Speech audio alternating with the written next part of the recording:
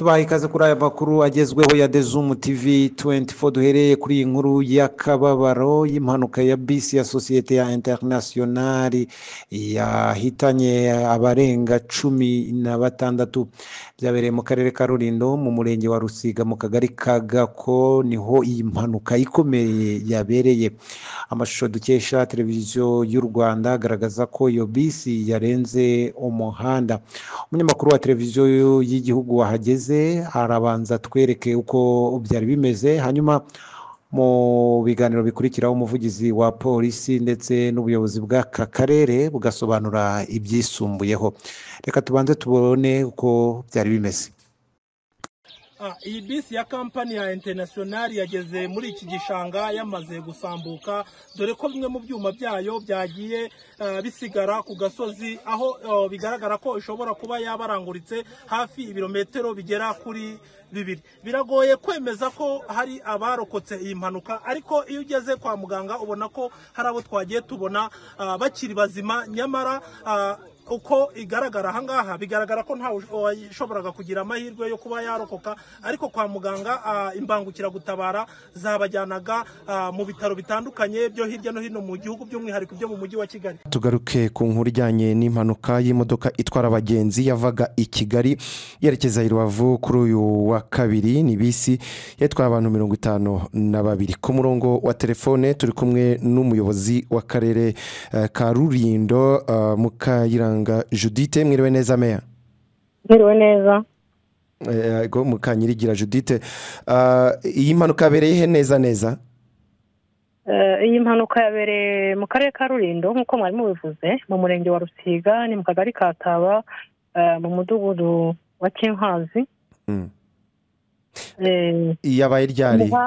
Ku muhanda uva Kigali ugana Rubavu, yabaye 7:20 z'amanywa. Yego, ubu ngubu mukimenya amakuru y'iyo mpanuka hahise hakurikiraho ikese ibikorwa by'ubutabazi, ubu bigeze he? Murakoze. Ngira ngo icyahise gikurikiraho, ngira ngo inzego zose, inzego z'ibanze, inzego za polisi, za gisirikare n'inzego z'ubukuru bw'igihugu zihutiye gutabara. Ni impanuka, ni imodoka harimo abantu benshi, abantu 52. Urebye naho imodoka yavuye, aho yageze, hari abantu benshi baburiyemo ubuzima. Ngira ngo mu masaha mu kanya saa 11:15 aho twari tumaze kwegeranya imibare, tumaze abakomeretse bamaze kujyanwa mu mavuriro kugira ngo bitabweho, ndetse n'ababuze ubuzima twari tumaze kubarura abantu 16 bari babuze ubuzima. Ngira ngo ni makuru natangaho. Ubu ngubu abantu ibyo bitaro muri kuvuga ni ibyaho i Rulindo, ni abaje mu mujyi wa Kigali. Umuntu yavuga ko ubu bimeze gute? Murakoze. Ngira ngo ibitaro ubutabazi bwagiye bukorwa nk'uko nari bababwira, hakozwe ubutabazi butandukanye, inzego zose zakoze intervention, igisirikare, polisi, ngira ngo Minisiteri y'Ubuzima muri rusange. Imodoka za General Ambulance zagiye zifata abantu zibajyana muri CHK, ngira ngo no mu bindi bitaro, ko byaraga ko ari umubare munini bose bajyanwe mu mujyi wa Kigali, ko nibyo bitaro byari biri hafi byo mu mujyi wa Kigali ugereranyije n'ibitaro ibya Kiniha n'ibya Rutongo byo mu karere ka Rulindo. Murakoze cyane meya. Murakoze. Umuyobozi w'akarere ka Rulindo Mukanyirigira Judith. Ku murongo wa telefone kandi turi kumwe n'umuvugizi wa polisi y'igihugu SP Boniface Rutikanga. Mwiriwe neza afande? Mwiriwe neza. Yego, iyi mpanuka yatewe n'iki na mwakimenye? Urakoze. Impanuka kugeza biragaragara ko yatewe no kudepasa nabi kwakozwe n'umushoferi utwaye iriya bisi. Nk'uko meya w'akarere abisobanuye, yari ifite abagenzi 52 yavaga i Kigali yerekeza i Musanze. Umuyobozi w'akarere yatubwiye ko yabaye mu masaha 5. Mwe amakuru mwamenye ryari se ibikorwa by'ubutabazi nka polisi ntabwo byatinze, byagenze bite? Ngira ngo ni mu masaha ya 7 bavuze, nimba mwakurikiye neza, kandi ngira ngo yavuze niyo. Yego, 7. Masaha 7:20 ni muri ayo masaha impanuka yabaye. Nari mbajije nti ibikorwa by'ubutabazi nka polisi byahise bihagera, ubu namwagiye mukurikira wenda ubwo, ariko munagaruke ku miterere y'umuhanda se yego kudepasa ntabi birumvikana, ariko ubwo munagaruke niba hari ahantu ubundi hasanzwe hateye ikibazo ku buryo umuntu avuga ko ari ahantu hashobora kuba impanuka igihe icyo ari cyo cyose. Ubutabazi bwahise butangira byihuse, dushimira n'abaturage bahagobotse n'inzego zitandukanye. Birumvikana ko yari impanuka ikomeye yasabaga ubufatanye bw'inzego zitandukanye, ari za polisi, ari iz'ibanze, ari za gisirikare, kugira ngo dufatanye kugira abantu babashe kugezezwa kwa muganga mu buryo bwihuse, ariko no kubakura aho bari kugeza aho imodoka zabashaga guhagarara. Birumvikana ko hasabaga ubufatanye bw'abantu kandi tubashimira. Naho umuhanda ntabwo ari mubi, ni umuhanda usanzwe ugendwa, ni ahantu hasanzwe hagendwa. Ngira ngo ni nabwo bwa mbere habereye impanuka imeze kuriya.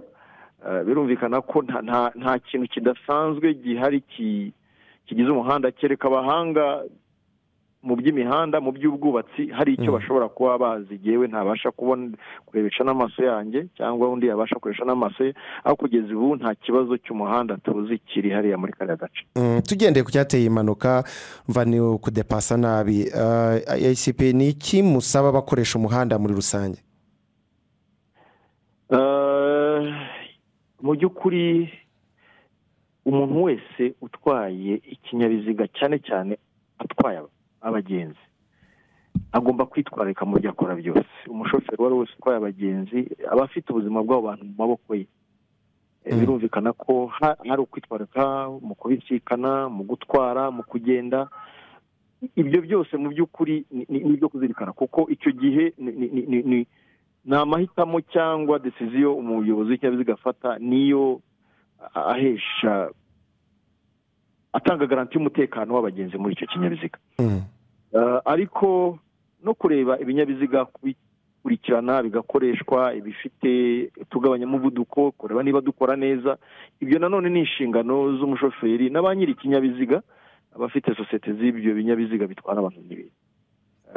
Nicyo twakongera kwibutsa ko ari inshingano za buri umwe wese kureba ikimureba kugira ngo twimakaze umutekano mu muhanda. Ariko sinabura no kwihanganisha ababuze ababo no gukomeza abakirwariye mu bitaro. Impanuka yabaye mu masaa 7 ku ikubitiro makuru hari twanahaye n'umuyobozi w'akarere ko abaguye muri impanuka ari 16. Haba hari impinduka zabaye kugeza ubu? Nta mpinduka tuzi kugeza umubare avuze uzwi n'uwo, ariko birumvikana ko harimo n'inkomere nyinshi. Ubwo ibindi abaganga bakurikirana bo babyemeza. Ubu aho ku umuhanda wigeze ufungwa cyangwa se wakomeje gukoreshwa, ubundi aho hantu aho nyine ukobera wenda tuzi ko hari igihe yaba impanuka ahantu nk'aho ngaho akahita hafungwa cyangwa kubera ibikorwa bihabera no gukora ubwo butabazi, ubu imikoreshereze mu muhanda aho ngaho habereye impanuka ubu imeze ite? Umuhanda wo ntiwigeze ufunga, urujya n'uruza rwakomeje. Gusa birumvikana nyine kuko haba hahuriye abantu benshi, uhageze buri wese yagabanyaga umuvuduko kugira ngo arebe icyahabereye, ariko ntabwo umuhanda ugeze uhagarara, bakomeje gukora nk'uko bisanzwe. Kugeza ubu ngubu umuhanda ni nyabagendwa. Hari abantu baza hariya habereye impanuka avuga ngo shaka wenda hahanamye, wenda ugeze kubivugutiye abahanga mu bijyanye no kwaka imihanda bashaka kuzadusobanurira, ariko se wenda haba hateganywa gukora inyigo cyangwa se kuhasura kugira ngo harebwe niba hatateza ikibazo?